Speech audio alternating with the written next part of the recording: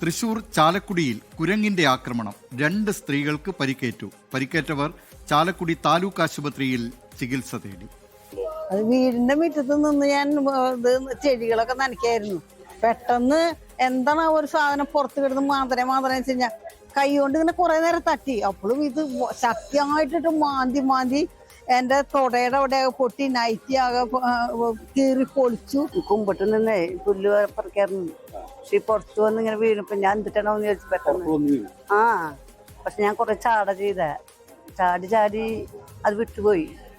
കുറെ നേരം പറമ്പിൽ വരാറുണ്ടെന്ന് പറഞ്ഞ ഞാൻ കണ്ടിട്ടില്ല. വിവരങ്ങളുമായി തൃശ്ശൂരിൽ നിന്ന് ശ്രീജിത്ത് ശ്രീകുമാരൻ ചേരുന്നു. ശ്രീജിത്ത്, ഈ ശല്യക്കാരനായ കുരങ്ങിനെ പിടിക്കാനുള്ള നടപടിയായിട്ടുണ്ടോ?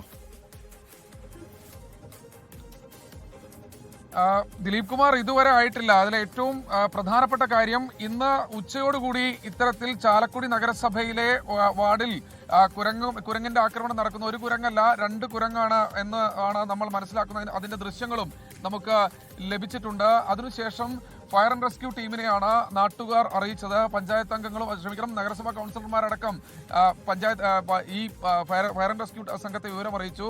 അതിനുശേഷം ഈ ഫയർ ആൻഡ് റെസ്ക്യൂ സംഘം എത്തി പിടിക്കാൻ തുടങ്ങുന്നതിനിടയിൽ പുഴ കടന്ന് തൊട്ടപ്പുറത്ത് മേലൂർ പഞ്ചായത്തിലേക്ക് ഈ കുരങ്ങ് പോയിട്ടുണ്ട് എന്നാണ് പറയുന്നത്. അവിടെ ഒരു സ്ത്രീക്കും നേരെയും ആക്രമണം നടത്തിയിട്ടുണ്ട്. ആ സ്ത്രീയും ചാലക്കുടി താലൂക്ക് ആശുപത്രിയിൽ അല്പസമയം മുൻപ് വന്ന് ചികിത്സ തേടിയെന്നാണ് മനസ്സിലാക്കുന്നത്. എന്തായാലും ആളുകൾ ആശങ്കയിലാണ്.